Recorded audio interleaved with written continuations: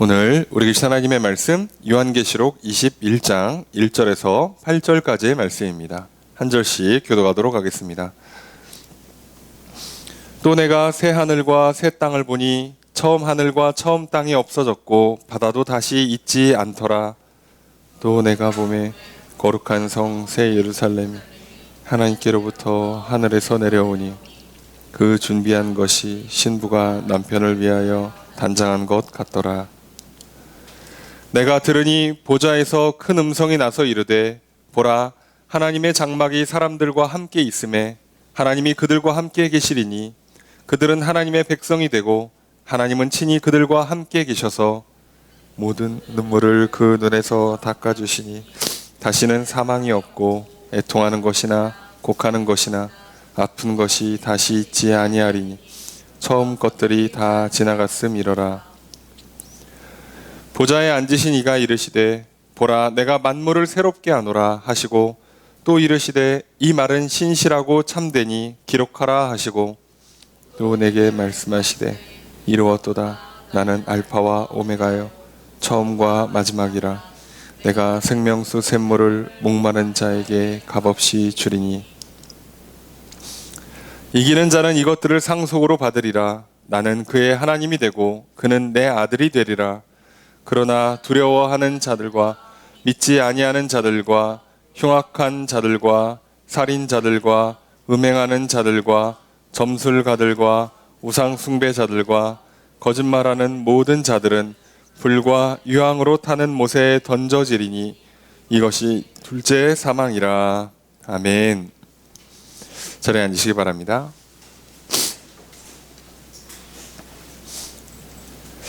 할렐루야. 거룩한 주일 주님 전에 나와 예배드리시는 성도님들을 주님의 이름으로 환영합니다. 우리 옆에 있는 분들과 사랑의 기절 나누겠습니다. 인사합시다. 사랑합니다. 축복합니다. 이 시간 주 앞에 나와 예배드리시는 성도님들에게 주님의 크신 은혜가 함께 있기를 주의 이름으로 축복합니다. 우리는 주일날 예배 시간을 통하여서 요한계시록 말씀을 살펴보고 있습니다. 요한계시록 말씀이 22장까지 있는데 이제 오늘 우리가 살펴볼 말씀이 21장입니다. 벌써 요한계시록이 거의 다 끝나가죠. 저희가 작년 8월부터 요한계시록을 시작했던 것 같아요. 요한계시록 말씀을 시작하면서 많은 사람들이 계시록 말씀이 너무 어렵거나 이상하거나 또는 무섭거나 이렇게 다가오기가 쉽습니다. 왜냐하면 각각의 내용들이 자꾸 이렇게 뭐가 무너지고 죽고 괴로움 당하는 일들이 반복적으로 보여지기 때문이죠.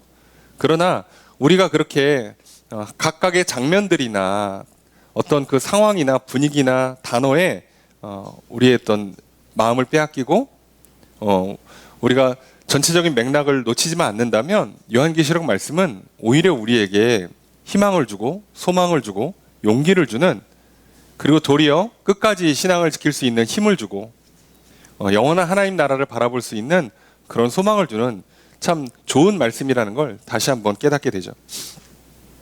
우리는 지난 시간을 통해서 계시록의 가장 핵심이라고 할 수 있는 이 대재앙의 말씀들, 세 가지 대재앙과 그 재앙의 끝에 있는 마지막 그 재앙을 통해서 결국 사단, 악한 영들, 그리고 그들이 만들어 놓은 세상의 문명, 그리고 그들을 따랐던 수많은 믿지 않는 자들이 전부 다 멸망을 당하는 장면들을 보게 되었습니다.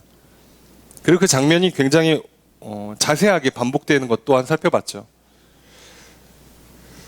우리는 지난 시간 말씀을 통하여서 하나님께서 이 모든 하나님의 대적들을 마지막 때에 심판을 하실 것입니다. 그 하나님의 대적하는 자들은 크게 부류를 이렇게 나누죠. 첫째는 용으로 표현하지만 사단이라고도 하고 마귀라고도 하고 옛 뱀이라고도 부르는, 우리가 대략 알려진 이름으로 루시퍼라고 그 이름을 알고 있는 그 이제 타락한 천사의 수장이죠. 그리고 그 용을 따르는 두 짐승, 실제로 두 짐승을 말하는 게 아니라 귀신들, 그래서 성경에서는 짐승과 거짓 선지자라고 표현하는 이 세력들이 있죠. 여기까지는 영적인 존재들이라고 한다면 큰 성 바벨론이 나와요. 음녀라고도 나오고. 자, 이것은 상징이지만 결과적으로는 세상의 문명을 말하죠. 눈에 보이는 어떤 수많은 사상이라든가 어떤 문명, 뭐 여러 가지 돈이나 어떤 권세나 이런 모든 것들을 포함하는 것이죠. 그리고 짐승의 표를 받은 사람들, 불신자들과 우상 숭배자들, 이 모두가 하나로 뭉쳐서 하나님을 대적해서 마지막 싸움을 싸우게 되죠. 당연한 결과지만 한 번도 이긴 적이 없고 마지막도 당연히 이기질 못합니다. 어차피 승률이 제로였기 때문에 제로인 사람들 여럿 모여봐야 의미 없는 싸움이죠. 그래서 싸움 장면 자체가 별로 기록되어 있지 않아요. 그냥 유황불에 던졌다 이렇게 끝납니다. 우리는 이런 장면들을 통해서 확실히 깨닫게 돼요. 악한 영들은 하나님 이길 수 없구나. 세상 문명은 결국 무너지는 거였구나. 어떻게 해볼 수 있는 게 아니구나. 우리에게 구원을 가져다 줄 수 있는, 우리에게 행복을 가져다 줄 수 있는, 우리에게 만족을 가져다 줄 수 있는 그 어떤 가능성도 없는 거였구나. 어떻게 좀 해보면 될 수 있는 게 아니었구나를 확실히 알게 해주죠. 그래서 우리는 이 장면들을 통해서 계속 반복적으로 확인하는 겁니다. 하나님을 이길 수 있는, 대적할 수 있는 존재가 없고, 세상의 그 어떤 방법으로도 사람들이 머리를 쓰든 힘을 모으든 그 어떤 방식을 써도 결국은 하나님이 줄 수 있는 영원한 생명이라든가 평안, 행복, 만족이라는 건 줄 수 있는 게 아니었구나. 오히려 그걸 따라가다가는 더 괴롭고 슬프고 영원한 멸망, 영원한 벌을 받을 수밖에 없구나.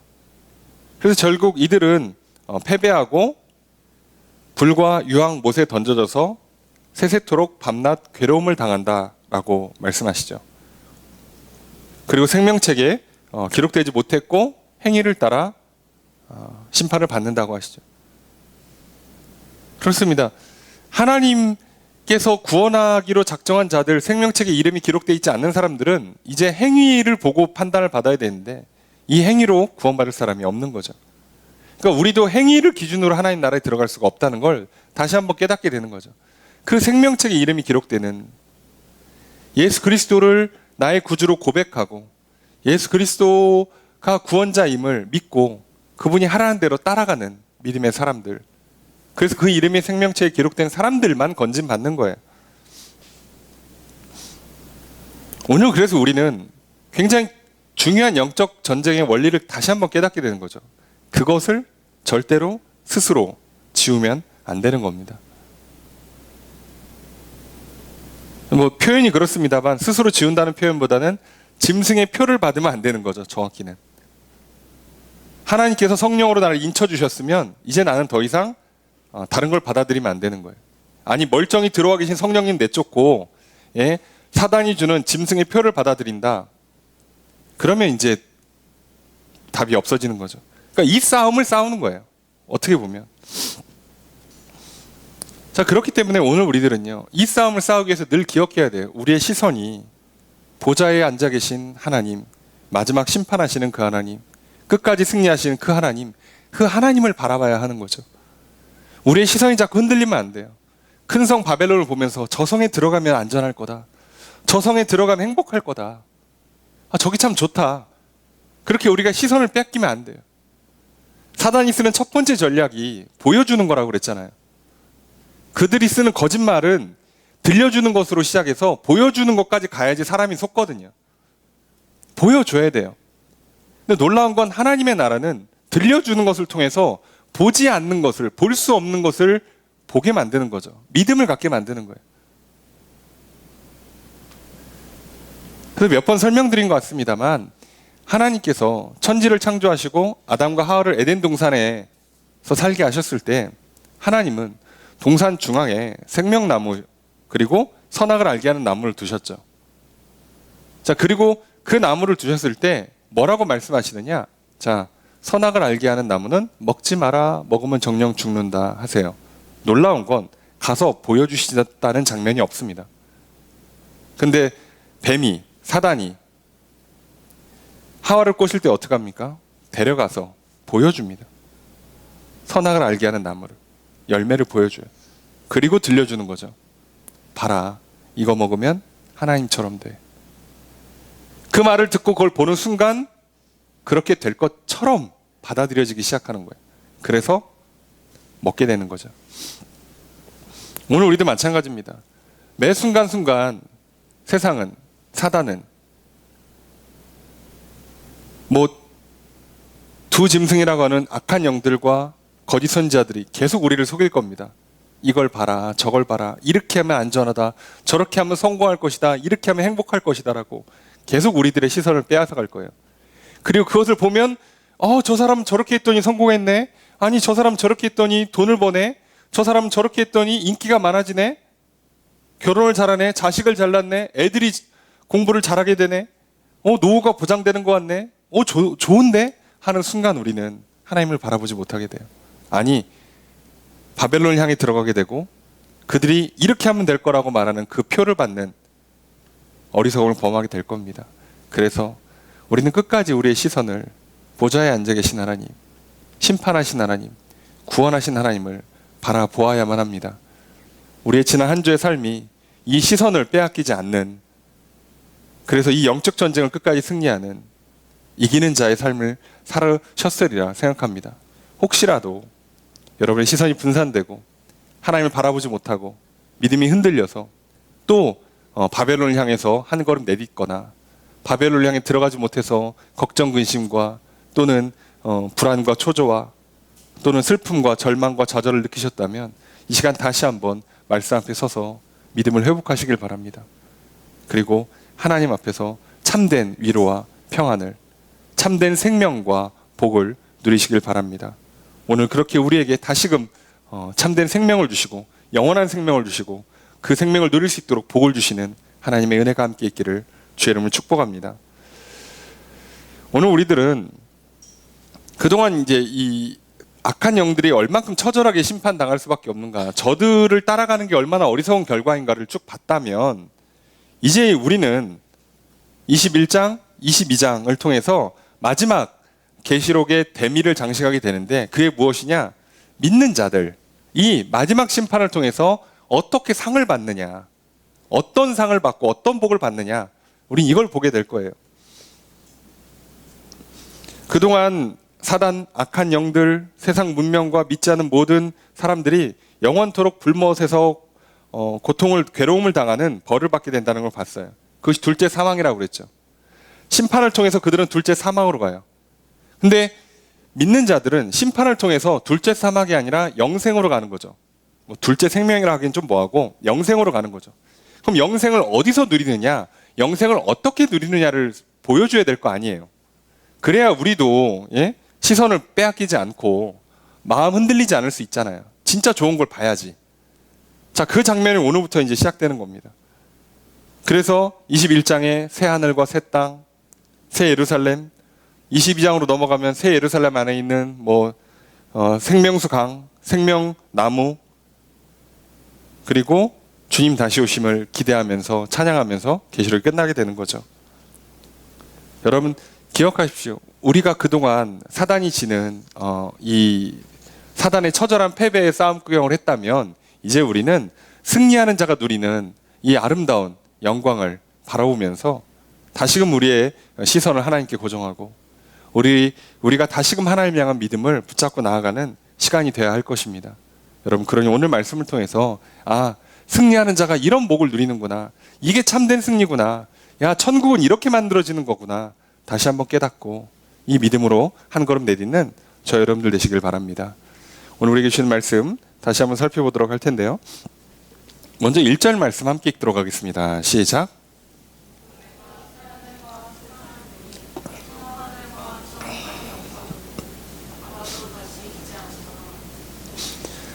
장면이 바뀌면서 또 내가 보니 라고 돼 있잖아요. 뭘 봤어? 반대 뭘 봤냐? 새 하늘과 새 땅을 봅니다. 새 하늘, 새 땅을 봤다. 자, 우리는 이 장면이 너무 자연스럽게 진행되니까 그냥 새 하늘, 새 땅이 있나 보다라고 생각하시면 안 되는 거예요. 지금 장면을 잘 보시면 대재앙들을 세 가지를 여태까지 진행하면서 인재앙, 나팔재앙, 대접재앙들을 통해서 각각의 재앙마다 또 7가지씩 쫙 진행을 하면서 사실상 하나님께서 맨 처음 만들었던 오늘날 우리들의 이 피조 세계는 다 망가졌어요. 다 완전히 망한 겁니다. 그래서 이게 사람이 더 이상 살 수 없는 정도로 망가지게 되죠. 게다가 하나님께서 어떻게까지 하십니까? 그 악한 영들만 유황과 불못에 던지는 게 아니라 나중에는 뭐까지 던지냐고 돼 있냐면 사망과 음부도 던진다고 돼 있어요. 사망과 음부도 던지는데 음부가 어디냐라고 말하기 참 어려워요. 왜냐하면 음부는 일종의 대기실이에요. 아직 그 영벌로 가기 전에 지하 세계란 말이죠. 그럼 우리는 대충 이걸 뭐라고 생각하냐? 그냥 땅 속에 들어가 있다, 무덤에 들어갔다라고 하는 거잖아요. 그럼 결국은 사람들이 생각하는 그 음부라는 것도 결국은 뭐 지구에서 조금 뭐 밑에 지하 요 정도로 생각하는 거예요. 그러니까 하나님께서는요, 심판을 통해서 처음 창조했을 때의 죄악으로 말미암아 더러워진 이 하늘과 땅을, 그리고 그 죄악에 물든 악한 영과 그리고 악한 인간들을 전부 다 유황 불못에 던진단 말이에요. 자, 다 던져놨어. 그러면 믿는 자들은 이제 어디 가요? 어디가? 갈 데가 없잖아. 이해가 되세요? 갈 데가 없어진 거예요. 하나님께서 살도록 만들어주신 이 피조 세계를 다 유황 불못에 던졌어요. 더러워졌기 때문에 다 태운단 말이에요. 자, 그래서 이제 깨끗해진 성도들은 갈 곳이 아예 없으니까 이들을 위해서 어떻게 합니까? 새 하늘과 새 땅을 만드시는 거예요. 다 준비하신다고요.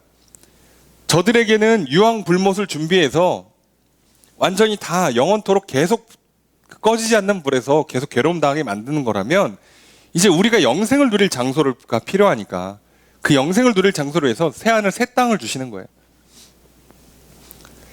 자, 그렇다면 우리 좀 생각해 봐야죠. 아니, 그거 좀 이렇게 뭐 이렇게 어렵게 만드셨는데 그렇게 다 태우고 그러십니까? 좀 이렇게 청소하고 이렇게 고치고 그렇게 쓰면 되지 않습니까? 라고 생각할 수 있어요. 예. 이게 우리가 하나님을 가장 오해하는 방식입니다. 사실 여러분들도 대충 다 알아요. 모든 사람들이요, 살면서 한 번쯤은 들어봤을 말, 사람은 고쳐 쓰는 거 아니다. 맞는 말이죠. 이해가 되십니까? 여러분, 사람은 못 고칩니다. 고친다는 개념 자체를 갖고 계시면 안 돼요. 사람은 고치는 게 아니에요. 많은 사람들이 착각하네. 여러분, 하나님께서 우리를 고치신다고 자꾸 생각하시는데 질병은 고치시겠지 우리 영혼을 고칠까요? 아니요. 성경은 그렇게 표현하지 않습니다. 어떻게 한다고요? 새롭게 하는 겁니다. 예수님께서 뭐라고 말씀하세요? 다시 태어난다고, 거듭난다고 말씀하세요. 너희들을 좀 고쳐주는 게 아니에요. 너희들의 그 영혼에 더럽혀진 것만 내가 좀 닦아줄게가 아니라 너희들을 완전히 다시 태어나게 만든다고. 그래서 그 개념을 이해 못해갖고 니고데모가 엄마 뱃속에 다시 들어갑니까? 이렇게 얘기하는 거잖아요.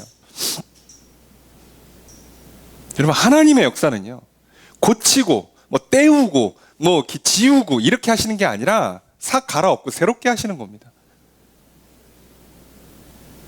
여러분, 오늘 그리스도 안에서 또 하나님께서 우리를 새롭게 해주실 거예요. 그렇다면 어제 내가 갖고 있던 부정적인 생각, 악한 생각들 그거 몇 개 좀 지워주시고, 그거 뭐 고집 부리고 뭐 나쁜 마음 먹은 거 그거 좀 몇 개 좀 깎아주시고 뭐 그럴 것 같습니까? 아니요. 영혼을 새롭게 하시는 거예요. 그냥 그거랑 상관없이 걔는 다 없애버리고 지워버리고 날려버리고 다시 만드는 거예요. 날마다. 바울이 고백하잖아요. 날마다 나는 십자가에 죽는 거예요. 그리고 날마다 부활하듯이 새 생명을 누리며 사는 겁니다. 이게 하나님 나라의 방식이에요. 하나님은 그러니까 절대 때우고 고치는 방식으로 일 처리를 안 하세요. 그럼 여러분이 잘 보시면 하나님은 모든 방식을 할 때마다 이렇게 업그레이드, 뭐 리모델링 이런 거 안 하신다니까요. 성경 어디에 그런 장면이 나옵니까? 성전 리모델링 하시는 거 봤어요? 구약의 율법을 막 업그레이드 해주십니까? 야, 요번에 시대가 좀 바뀌었으니까 요 음식은 좀 빼자, 요 음식은 넣어주자 이럽니까? 아니요. 그냥 쭉 가다가 예수님 오시면 싹 없애버려요. 그냥 필요가 없어요. 그냥 그때가 되면 그냥 지워버리는 거예요. 당연한 거죠. 그럴 필요가 없어요. 이게 하나님 나라 방식이에요. 그래 여러분 착각하지 마세요. 내가 습관 하나 고쳐서 거룩해진다? 내가 생각 하나 고쳐먹고 조금 깨끗해진 인생에 살겠다? 아니요. 하나님은 그렇게 안 하세요. 그냥 나를 새로운 존재로 바꾸시는 거예요. 내 영혼을 그냥 싹 바꿔놓으신다고. 내가 당황스러울 정도로 내가 이런 사람이었나 싶을 정도로 바꾸신다니까요. 그래서 주변에 있는 사람들이 은혜 받고 변화를 받아 누리는 사람들을 그리스도인들을 볼 때마다 달라졌네. 내가 알던 사람이 아닌 것 같은데 이런 느낌을 받을 수밖에 없는 거예요. 그래서 안다고요. 여러분 그러니까 제발 하나님 앞에서 자꾸 뭘 뜯어고칠 생각하지 마세요. 그냥 철저하게 다 깨시고 하나님 나를 새롭게 해주십시오라고 하는 게 맞습니다. 그게 하나님의 방식이에요. 새로워진 사람들이 이제 뭐예요? 우리의 생각과 마음을 우리 육신을 다룰 때에는 물질 세계니까 시간도 좀 들어가고 비용도 좀 들어가고 그러다 보니까 뭔가 되게 노력하는 것처럼 보이지만 실제로 하나님이 영혼을 바꾸실 때는요 한 번에 싹 갈아엎는 겁니다. 그걸 매일 하시는 거예요. 매일 매 순간마다 하나님께서 새하늘 새 땅 만드시는데 오래 안 걸리세요. 게다가 여기서 말하는 새하늘 새 땅은요 우리가 지금 살고 있는 이런 물질 세계가 또 아니에요. 그러다 보니까 더더욱 시간이 필요가 없어요. 이 새하늘 새 땅의 어떤 느낌을 뭐라고 알고 싶으면 예수님께서 부활하시고 새 몸, 거룩한 몸, 부활의 몸으로 입으신 거를 잘 보시면 돼요. 뭔가 사람들이 예수님 알아보는 것 같으면서도 못 알아보고 걸어 다니시는 것 같으면서도 그냥 순간이동하시고 사람들 만나서 악수도 하고 식사도 같이 하는데 그냥 벽 뚫고 다니시고 갑자기 사라지고 그러신단 말이에요. 뭔가 우리의 개념상 이해할 수 없는 방식이죠. 몰라요. 지금의 우리 물질 세계의 관념으로는 받아들일 수 없어요. 설명이 안 돼. 그런데 그런 몸이란 말이에요. 그런 방식의 새하늘 새 땅이 만들어질 거라고요. 그렇게 하신다고. 여러분 그러니까 어떻게 내 영혼이 새로워져요? 라고 하면 설명 못 드려요. 아니 좀 이렇게 생각도 좀 바꾸고 이렇게 상담도 하고 훈련도 하고 정신 수양도 하고 휴식도 좀 취하고 이렇게 저렇게 하고 교육도 좀 하고 그래야지 되는 거 아닙니까? 여러분 하나님 나라는 그렇지가 않아요. 늘 항상 순간에 새롭게 하시는 겁니다. 그게 구현되는데 조금 시간이 걸리니까 우리가 자꾸 착각하는 거지 새롭게 하시는 거예요. 자, 새하늘 새 땅을 주시는 거예요. 왜요? 설명했잖아요. 처음 하늘과 처음 땅은 없어졌으니까. 없앴으니까. 얘는 다 불못에 던져놨으니까. 없으니까요. 바다? 없으니까요. 이 바다가 힌트예요. 왜요? 그 앞에서 뭐라고요? 바다가 영혼들을 내어준다고 그랬잖아요. 죽은 영혼들을 내어주고 심판으로 보낸다고 그랬잖아요. 그러니까 다 없애는 거예요. 다 없애요. 자, 그리고 또 어떻게 되느냐? 2절 말씀 읽겠습니다. 시작.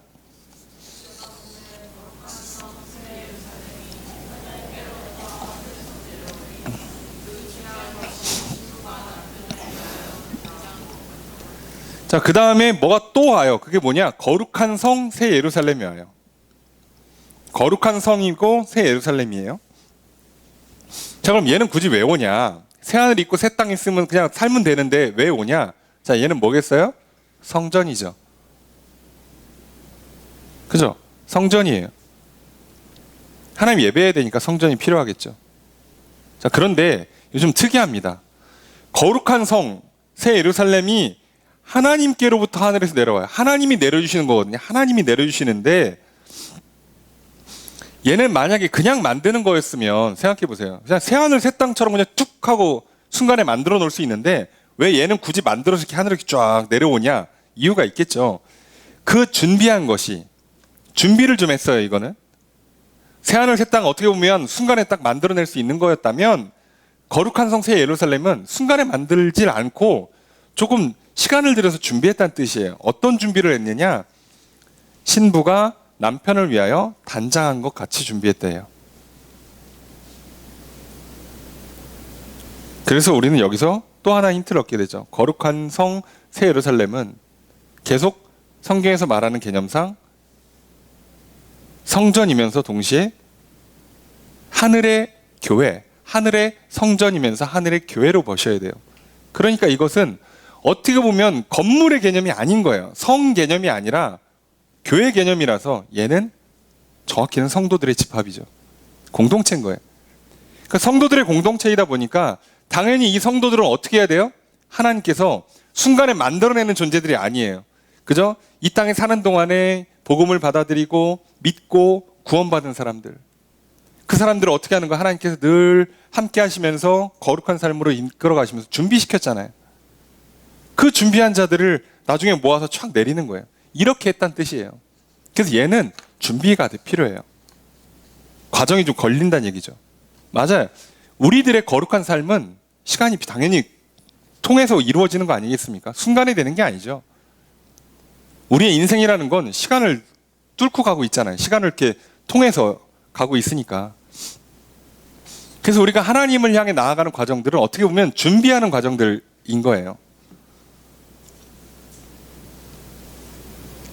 자, 그러니까 순간의 변화는 새롭게 되는 역사와 그리고 이제 변화된 다음에 그 마지막 그 하나님을 만나는 그리스도의 신부가 되어서 그 결혼식장이 돼서 신랑을 맞이하는 신부가 되는 그 순간까지 가는 과정, 그 기간, 이 두 가지를 잘 기억하셔야 돼요. 그러니까 착각하시면 안 돼요. 점진적인 변화를 만드는 게 아니라 변화는 순간에 딱 새로워지고 그 다음에 결혼식까지, 주님 다시 오는 그날까지가 시간을 걸려서 천천히 가는 겁니다. 그때까지 천천히 변해서 올라가는 게 아니라 변해놓고 시간을 걸려서 쭉 가는 거예요. 그래서 바울이 이 얘기를 했잖아요. 바울이 뭐라고 고백하느냐? 고린도후서 5장 17절. 그런즉 누구든지 그리스도 안에 있으면 새로운 피조물이라 이전 것은 지나갔으니 보라 새 것이 되었도다. 그리스도 안에 있으면 새로운 피조물이 되는 거예요. 과거는 다 지우는 겁니다. 날마다. 바울도 얘기하잖아요. 내가 날마다 죽노라. 그러니까 날마다 이 작업을 하는 거예요. 그러면서 어떻게 한다고요? 계속 주님 다시 오신 그날까지 시간을 두면서 가는 겁니다. 점점 더 거룩해지는 게 아니에요. 따지고 보면 거룩한 상태로 바뀌었지만 우리의 몸을 거룩한 삶으로 구해내는 건 생각보다 시간도 걸리고 어려워요. 잘 안 될 때도 많을 거예요. 어떤 물리적인 한계가 있어요. 능력의 한계도 있고 상황의 한계라는 것도 있어요. 자, 그렇기 때문에 얘는 좀 어려운 거죠. 자, 그러면 이제 우린 여기서 마지막 성도들이 영생을 누리는 천국의 실체를 알게 되죠. 새하늘, 새 땅, 새 예루살렘. 성도들은 거룩한 신앙 공동체라고 한다면 그럼 우리가 사는 곳은 새하늘, 새 땅이에요. 그리고 성도들은 그곳에 갈 때 새 몸을 입어서 가겠죠. 자, 그러면 천국의 특징이 뭐겠습니까? 뉴입니다. 뉴. 업그레이드가 아니라 뉴라고요. 여러분 오늘 천국 생활 하고 싶으세요? 어제보다 조금 더 나은 오늘을 꿈꾸시면 안 돼요. 새로운 오늘을 꿈꾸셔야 합니다. 세상 사람들은 자꾸 자기 개발, 업그레이드를 얘기하는데 그러면 지옥 가는 거예요. 죽어나갑니다. 인생 내내 죽어요. 괴롭고 고생하고 땀 흘리다가 아무것도 제대로 이뤄내질 못해요. 뭐 개 중에 몇 사람은 뭐 성공하겠지만 대다수는 성공하지 못합니다. 하나님께서 우리에게 주시는 천국은 새롭게 하는 거예요. 오늘 어제랑 다른 날이에요. 어제보다 조금 더 좋아지는 날이 아니라 우리는 오늘 어제랑 완전히 다른 날을 살 거예요. 이번 한 주는 지난주와 다른 삶을 살 거예요. 새로운 일이 일어날 거예요. 아니 똑같이 학교 가고 똑같이 일하러 가지만 똑같은 사람을 만나는 것 같지만 내 생각이 완전히 새로워지고 내 마음이 새로워지고 내 말과 행동이 새로워지고 내 인생에서 부딪히는 일들이 새롭게 일어날 거예요. 그래서 지루하지가 않습니다. 지겹지가 않고요. 업그레이드하는 사람들은요 맨날 똑같은 일을 계속 반복적으로 하면서 좀 더 능숙하게 하다 보니까 사실 힘들어요. 지겹고. 그러니까 늘 뭐라고 하는 거예요? 그거 딱 끝나고 나면 뭐 재밌는 거 없어? 이런단 말이에요. 뭐 새로운 거 없을까? 근데 그리스도인들은요 그 삶이 아니잖아요. 날마다 새로운 삶을 살아요. 분명히 남들이 볼 때는 똑같은 일을 하거든요. 똑같은 사람을 만나. 아침에 일어나서 잘 때까지가 똑같아. 거의 뭐 저기 그 시간표 짠 대로 가는 것처럼 보여요. 너무 너무 규칙적으로 사는 것처럼 보일 정도로 재미없어 보이는데도 정작 사람 그 당사자는 날마다 새로운 거예요. 그래서 뭐가 안 필요하냐? 저녁에 집에 와서 새로운 게 필요하지가 않아요. 왜요? 오늘 하루 삶이 새로웠거든. 그러니까 뭐 재밌는 거, 새로운 음식, 새로운 뉴스거리를 찾아볼 필요가 없어요. 그냥 오늘 하루가 만족스러운데? 너무 좋은데? 그게 그리스도인의 삶이에요. 그렇게 사는 걸 천국을 맛보며 산다고 표현하는 거고, 그렇게 사는 게 천국 생활한다고 표현하는 게 그런 삶을 사는 거예요. 많은 사람들이 착각합니다. 어제보다 조금 더 나은 내일을 살면 천국이 될 거라고. 아니요. 그렇게는 절대 천국은 이루어지지 않습니다. 표현이 좀 죄송합니다만 여러분 연봉이 2배로 오르면 천국이 될 것 같아요? 될 것 같습니까? 그럼 지금 물어보세요. 저기 이렇게 뭐 수십억, 수백억 자산가 간 사람들, 뭐 소위 대재벌들 천국 생활 하고 계시냐고. 우리는 2주 전에 그렇게 소프트웨어의 큰 축을 담당한 우리나라 큰 게임 회사 3대 회사 중에 하나를 하시던 분 스스로 생을 마감하셨잖아요. 아니 재산이 조단이던데 한 100분의 1만 띄워줘도 나는 천국 같은데 왜 그걸 갖고도 죽냐고. 여러분 행복하지 않다니까요. 얼마를 줘야 될 것 같습니까? 내 집 하나 마련해 행복할 것 같죠? 집 가져보세요. 그렇게 행복한가? 죽어도 여한이 없을 것 같아요? 그럼 슬슬 건물이 보이고요. 차가 보이고요. 계속 업그레이드가 끝나는 거예요. 우리 인생은. 그런데 하나님은 늘 새롭게 하세요. 분명히 집은 점점 썩어가는데, 분명히 내 몸은 점점 늙어가는데 난 늘 새로워요. 그래서 행복한 거예요. 늘 재밌고 신나고. 이게 천국의 본질이라는 걸 기억하세요.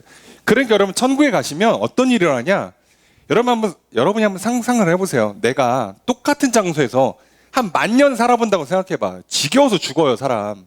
그죠? 그런데 천국은 그런 일이 안 일어날 겁니다. 왜? 날마다 새로워질 거니까요. 그게 하나님 나라의 특징이에요. 우리가 이걸 놓치니까, 그리고 사단한테 속아서 자꾸 업그레이드를 하려고 그러니까 죽어나가는 겁니다. 그렇게는 안 돼요. 하나님 나라는 절대 그렇게 만들어지지 않습니다. 예수님도 그렇게 하신 적이 없고 성경 어디에도 그런 장면 나온 적이 없어요. 근데 오늘날 수많은 성도들이 자기 삶을 업그레이드 시키려고 그래요. 아니에요. 새롭게 하는 겁니다. 다시 태어나는 거예요. 어제랑은 다른 삶. 다시 태어났다는 표현이 뭐예요? 그냥 어제 있던 그 사람은 죽은 거예요. 새로운 사람이 태어났어요. 여러분, 어제에 매이지 마십시오. 어제 그동안 내가 살았던 나의 이미지, 나의 삶의 방식, 습관, 그거 아무 상관없어요. 오늘 또 그리스도 안에서, 말씀 안에서 새롭게 사십시오. 그러면 놀라운 일이 펼쳐질 겁니다. 그게 천국이죠. 그걸 우리는 여기서 맛보며 살 수 있잖아요. 비록 이 땅의 삶이 재앙의 연속이고 괴로움의 연속이지만 그걸 맛보며 살 수 있잖아요. 자, 그렇게 살게 하시는 거예요. 자, 바로 그 천국을 우리에게 이미 허락해 주신 거예요. 그러니까 자, 우리는 예수를 믿고 거듭나는 순간부터 사실상 천국을 맛보면서 천국에 이렇게 이어져서 살아가고 있는 거라면, 자, 그 진짜의 삶은 또 어떤가 계속 말씀을 통해 살펴보겠습니다. 3절 말씀 함께 읽습니다. 시작.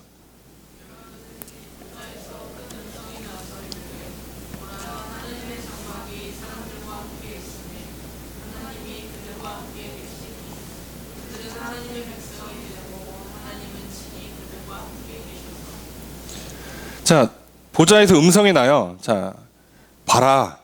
자, 봅니다. 그래서 자, 보니까 하나님의 장막이 사람들과 함께 있음에, 하나님의 장막이 사람들과 함께 있다. 자, 이 표현이 우리한테는 뭐 아무 느낌 없겠지만 유목민들의 그 집의 구조를 생각해 보시면 우리처럼 농경 사회에 이렇게 한 집에 대문 열고 들어가면 거기에 이렇게 울타리 치고 막 방방방 이렇게 있는 구조가 아니라, 이 당시에는요 그런 개념이 없어요. 울타리가 어딨어.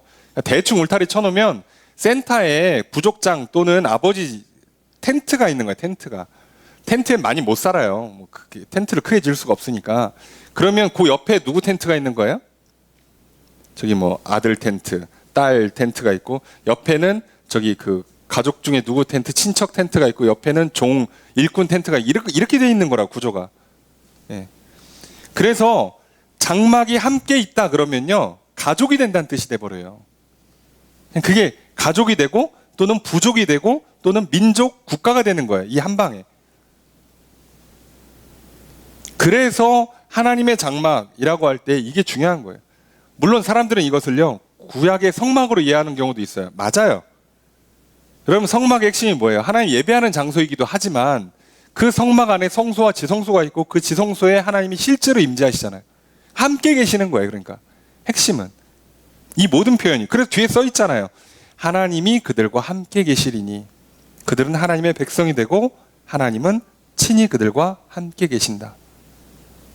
이게 핵심이에요. 자, 천국의 핵심. 아까 얘기했잖아요. 천국은 특성상 뉴라면 새로운 것이 특징이라면 천국의 당연히 본질적인 핵심은 뭐겠어요? 하나님과 함께하는 거죠. 그러니까 오늘 우리도 마찬가지인 거예요. 천국을 어렵게 생각할 게 아니라 오늘 하나님 우리와 함께 하시면 천국이 펼쳐지는 거죠.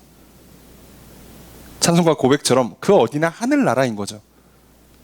하나님과 함께 할 때. 그러니까 하나님과 함께 하는데 지겹다. 이건 불가능한 거예요. 늘 새로운 거고요. 늘 새로운데 하나님은 없다. 그것도 불가능한 거예요. 왜요? 새롭게 만드는 창조의 역사는 하나님만 하실 수 있거든요. 그러니까 아무리 돈 많은 사람들이요 맨날 뭐 새로운 거 재밌는 거 찾아서 여행 다니고 먹으러 다니고 해도요 시간 좀 지나면 지겨워요. 솔로몬이 고백하잖아요. 해 아래 새 것이 없다고. 여러분 물질 세계에서 새 것을 찾는 거는 말이 안 돼요. 여러분 언젠가 한계에 부딪혀요. 더 이상 새로운 걸 못 느낀다니까요. 하나님 안에선 늘 새로움을 느낄 수가 있어요. 그러니 이게 얼마나 좋습니까? 이게 천국의 본질이고 이게 더 이상 물리적인 장애물이 없는 육신의 장애물, 세상의 장애물, 방해하는 사단이 없이 이제 하나님과 성도가 온전히 하나가 돼서 늘 새로운 삶을 사는 게 바로 천국 생활인 거죠. 여러분들이 그거를 오늘 여기서 조금만 맛보보세요. 얼마나 그게 좋을까라고 생각해 본다면 뭐 쉽게 얘기하면 연애에서 데이트해서 너무 좋았어. 그럼 뭘 꿈꾸는 거예요? 결혼해서 살면 얼마나 행복할까. 늘 함께 한다면. 그죠? 물론 공감이 잘 안 되실 수 있어요. 왜냐하면 우리는 물질 세계에 살고 있기 때문에 같이 살아도 힘들어요. 예. 왜냐하면 물리적인 한계를 갖고 있잖아요. 육신의 한계를 갖고 있잖아요. 근데 그게 없다고 생각해 보세요. 진짜 사랑하는 사람과 이런 물질적인 한계들, 돈 문제, 건강 문제, 뭐 저렇게 시간 때문에 뭐 부딪혀야 되고 이런 거 하나도 없이 그냥 오로지 사랑하면서만 지낼 수 있다면 얼마나 행복하겠어. 그거잖아요. 게다가 늘 새로워? 그럼 바랄 게 없는 거죠. 그게 하늘나라예요. 하나님 우리에게 그걸 주시겠다는 거잖아. 근데 뭘 그 큰 성 바벨론에 들어가서 좀 좋은 집에서 뭐 좋은 거 먹고 뭐 이렇게 사람들의 시선 좀 받고 칭찬 좀 받으면 뭐 대단히 행복할 것 같아요? 아니 칭찬도 3번 이상 들으면 지겹다니까요.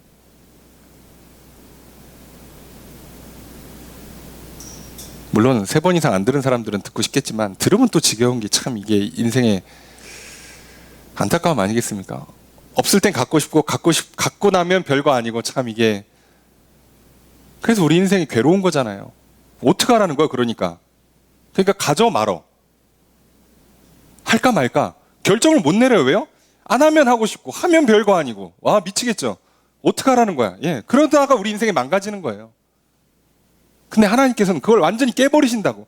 그걸 어떻게 발전시킬 수 있는 게 아니라 완전히 깨시는 거예요. 그거 아니야. 새롭게 해줄게. 상관없는 삶 살게 해줄게.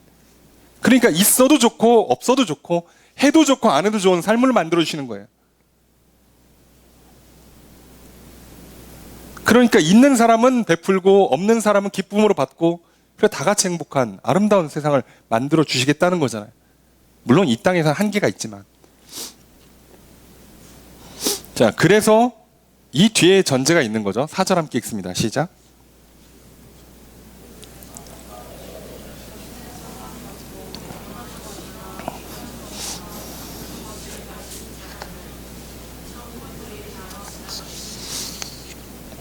자, 모든 눈물을 눈에서 닦아주세요.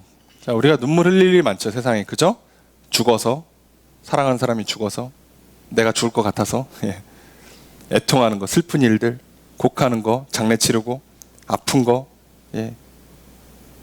자, 이게 없어야 돼요. 자, 하나님께서 눈물을 닦아주실 때는요, 우리가 올 때마다, 아휴, 얼마나 힘들었어. 이렇게 휴지 갖다 주면서 이렇게 눈물을 닦아주는 것이 하나님의 위로가 아니에요. 하나님 어떻게 위로하신다고요? 그 눈물을 닦아주신다는 그 하나님의 위로는요, 한 번 닦고 다음에 울면 또 닦아주는 게 아니라, 한 번 닦아준과 동시에 뭐 어떻게 한다고? 처음 걸 다 날려버리세요. 처음 걸 없애버려. 그러니까 다시는 눈물 흘릴 일이 없어요. 왜요? 우리가 이 육신 장막을 벗으면 더 이상 죽을 일도 없고, 병들 일도 없고, 괴로움 당할 일이 없는 거예요. 그래서 울 일이 없어요. 울 일을 없게 만들어야지. 여러분 생각해 보세요. 뭐 조금 더 멘탈을 강화시켜가지고 강한 정신력으로 울지 않고 이를 악물고 나는 버티리라. 그게 무슨 천국이에요? 그게 무슨 행복한 인생이겠어? 이 땅에서 정신력 좀 강하면 행복한 인생 사는 거 아니잖아요. 눈물 자체를 없애주는 거예요. 그게 하나님 나라 방식입니다. 그래서 어차피 이거는 안 가져갈 거예요. 그러니까 여러분, 우리가 이 땅에 살면서 이 육신 때문에 우는 슬픈 일이 엄청 많잖아. 그죠? 겉으로 보이는 생긴 거, 먹는 거, 건강, 성격, 뭐 몸의 특성 때문에 얼마나 우린 괴로움 당해요. 코로나 때문에 질병 하나 못 이겨가지고 지금 몇 년째 이렇게 이 고생하고 있고, 먹는 것 때문에 뭐만 좀 안 맞으면 뭐 괴롭고 뭐 트러블 나고, 외모 때문에, 성격 때문에, 뭐 개인의 능력치들 때문에, 운동신경과 뭐 공부하는 거나 일 처리하는 것 때문에 얼마나 우린 괴로움 당해요. 이걸 뭐 발전시키면 뭐가 좋아지겠습니까? 아니요. 이걸 그냥 다 없애시는 거예요. 새롭게 하시는 겁니다. 우리는 이 몸을 갖고 있는 동안에 비록 눈물을 많이 흘릴지라도 우리는 절망하지 않을 수 있는 거예요. 야, 이 정도 한계가 있는 상황에서도 이렇게 행복할 수 있다면, 이렇게 새로워질 수 있다면, 야, 천국은 진짜 얼마나 좋을까?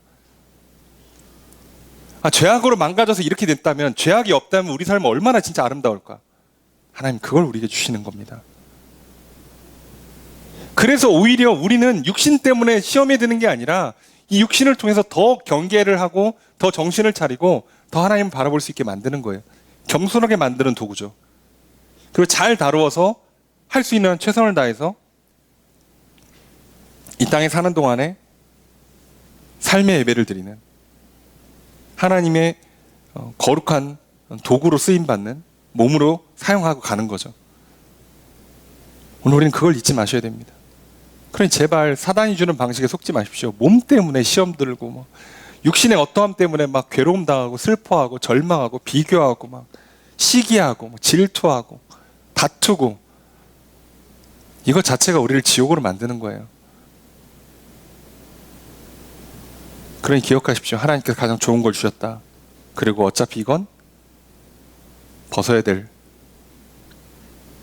여기서는 어차피 해답을 찾을 수 없는 한계가 있는 것이라는 걸 받아들이시면 됩니다. 다 없애실 거예요. 예. 자, 5절 말씀 읽겠습니다. 시작.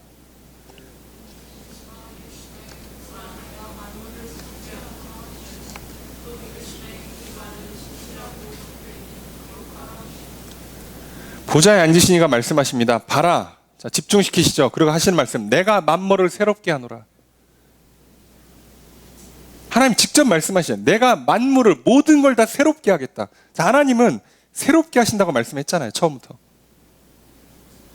그리고 심지어 뭐라고 하시냐? 또 이르시되, 이 말이 뭐예요? 내가 만물을 새롭게 하겠다. 이 말이 신실하고 참되다. 신실하고 진실하다. 믿을만하고 진짜란 얘기예요. 그래서 뭐라고요? 기록해라. 뭘 기록하라고요? 내가 만물을 새롭게 하겠다. 이걸 압축하면 우리는 보통 이렇게 얘기하죠. 창조의 하나님. 예. 근데 창조의 하나님 그럼 자꾸 뭘 만든다고 생각만 하는데, 그게 그 만든다는 개념이 새롭게 한다는 뜻이에요. 새롭게 한다. 자, 이게 하나님이십니다. 이건 분명하고도 확실한 약속이잖아요. 자, 진실하고 신실한 말씀, 기록하라는 말씀, 내가 만물을 새롭게 하노라. 새롭게 하실 겁니다.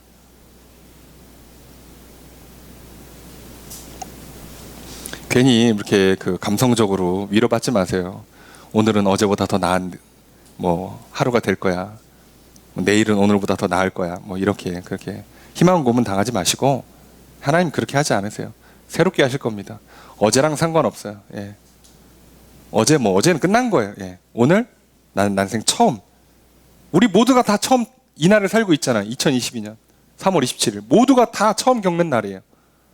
이 날, 오늘 나도 사실은 이런 몸에 이런 상황에 처음 만났다고 생각하시고, 오늘 하나님 말씀 듣고 그 말씀을 믿고 믿음 안에 소망 가지고 사랑으로 내 생각과 마음을 움직여줘서 내 몸이 말과 행동을 통해서 구현되기 시작하면 새로운 일들이 일어나게 될 겁니다.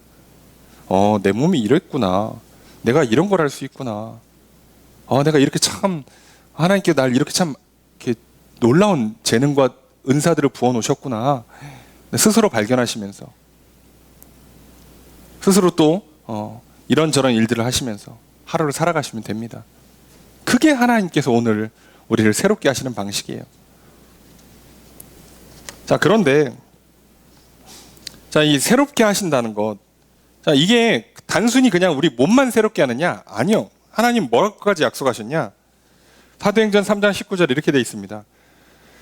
그러므로 너희가 회개하고 돌이켜 너희 죄 없이 함을 받으라. 이같이 하면 새롭게 되는 날이 주 앞으로부터 이를 것이요. 이 표현만 바꿨지만 새로운 날이 나한테 온다는 거예요. 너희가 회개하고 죄 용서를 받으면, 그럼 어떻게 된다고요? 새로운 날이 온대. 그러니까 같은 말이잖아요. 그러니까 늘 우리한테는요, 내 몸이 새로워지고 내 영혼이 새로워지고 내 몸이 새로워지고 날이 새로워지고 새 하늘과 새 땅을 디디며 살아가는 거잖아요. 새 예루살렘, 새 성전. 어제와 같은 교회? 아니요. 날마다 새로워지는 교회가 되어야 돼요. 야, 그때 저게 좋았는데 우리 그런 모임, 그런 예배 형태, 그런 행사 한번 해봅시다. 아니요. 새롭게 하는 거예요. 늘 새로운 거예요. 한 것 같은데 또 새로워요. 늘 새로워야 돼요. 그렇게 만들어 주신다고. 모든 걸 다 그렇게. 자, 그런데 이게 헛된 약속이 되면 안 되잖아요. 그죠? 하나님께서 말씀하세요. 나는 진실하다, 신실하다. 그리고 6절에 보니까 내게 말씀하시되 이루었도다. 다 이루었다. 자, 성취하신 하나님이세요. 예수님도 말씀하시잖아요. 십자가에서 다 이루었다. 근데 마지막 최후의 심판 때 하나님도 말씀하세요. 다 이루었다. 그분 계획하신 걸 완수하시는 분이시라니까요. 그런 능력이 있어요. 그런 지혜가 있으신 분이에요. 끝내요. 근데 이게 아무나 할 수 있는 게 아니죠. 그죠? 왜요? 누가 완성할 수 있냐? 시작하는 사람이 끝내는 거예요. 그래서 뭐라고 써 있습니까? 나는 알파와 오메가요, 처음과 마지막이라. 내가 시작했으니까 내가 끝낸다는 거예요. 내가 시작했는데 남이 끝내면 난 능력이 없는 거잖아. 중도 포기하고 탈락한 거잖아요. 근데 하나님 그렇게 안 하세요. 하나님이 시작하고 하나님 끝내세요. 예수님도 이 땅에 오셔서 본인이 직접 구원의 역사를 시작하시고 끝내십니다. 그러니까 우리는 그 안에서 엄청난 혜택을 누릴 수 있는 거예요. 내가 생명수 샘물을 목마른 자에게 값없이 준다. 생명수 샘물을 주세요. 예수님도 말씀하시죠. 누구든지 와서 마시라고. 내 배에 생수의 강이 흘러넘어. 예. 근데 중요한 거 값없이. 값없이. 값없이란 표현을 다시 다르게 쓰면 믿기만 하면, 믿음으로만. 믿고 오면 되는 거예요. 믿고 오면.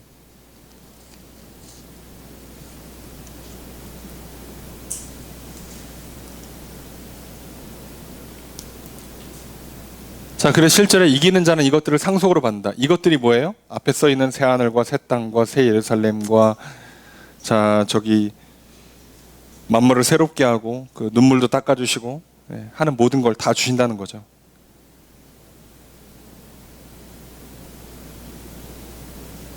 그래서 어떻게 된다고요? 이 모든 걸 상속으로 받는데 나는 그의 하나님이 되고 그는 내 아들이 되리라. 이거 어디서 많이 보신 말씀이죠? 예, 성경에 많이 반복되는 말씀이에요. 계속 반복되는 말씀입니다. 레위기 26장에 보면 이렇게 기록되어 있습니다. 이제 여러 가지 하나님의 율법들이 있는데 26장 3절에 너희가 내 규례와 계명을 준행하면이라고 시작하면서 쭉 약속들이 나오는데 그 뒤에 가면 11절 12절에 내가 내 성막을 너희 중에 세우리니 내 마음이 너희를 싫어하지 아니할 것이며 나는 너희 중에 행하여 너희의 하나님이 되고 너희는 내 백성이 될 것이라. 하나님께서 시내산에서 출애굽한 백성들과 언약을 맺은 게 뭐예요? 자, 너희들이 내 계명을 따르면 나는 너희의 하나님이 되고 너희는 내 백성이 될 거다. 그 계명을 주시고 나서 하신 것도 뭐예요? 역시나 그대로 너희들이 내 계명을 지키면 나는 너희의 하나님이 되고 너희는 내 백성이 되리라. 오늘 계시록 끝에 와서도 뭐라고요? 너희가 나를 믿고 이기는 자가 되면 나는 너희의 하나님이 되고 너희는 내 백성이 된다. 이게 끝이에요. 항상 동일한 약속을 하셨어요. 아브라함에게도, 에덴 동산에서도, 그리고 예수님도, 그리고 요한계시록 끝에서도 똑같은 얘기를 하십니다. 그러니 핵심은 뭐라고요? 하나님과 함께 새롭게. 이게 천국이에요. 뭐 다른 거 없잖아요.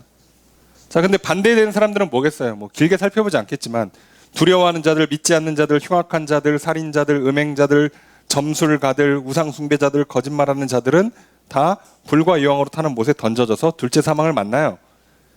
그러면 다른 거는 우리가 대충 알겠어. 나쁜 사람들, 죄 짓는 거 알겠는데 두려워하는 자들은 좀 표현이 특이하죠. 그것도 심지어 맨 앞에 나왔죠. 두려워한다는 게 뭘까요? 자, 두려워한다. 두려워해서 비겁한 행동을 한다는 거죠. 결국 두려움은 어떤 결정을 하게 만드는 요인 중에 하나죠. 정확히 말하면 하나님을 두려워한 게 아니라 사단을 두려워한 거예요. 사단이 보여준 뭔가를 보고 두려워했다는 얘기죠. 그래서 더 늦기 전에 바벨론에 들어가야 돼.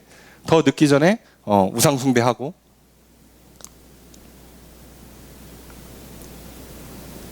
그래서 두려움에 속는 겁니다. 그러니 여러분, 하나님께서 왜 우리에게 믿는 자에게 평안을 주신지 아시겠어요?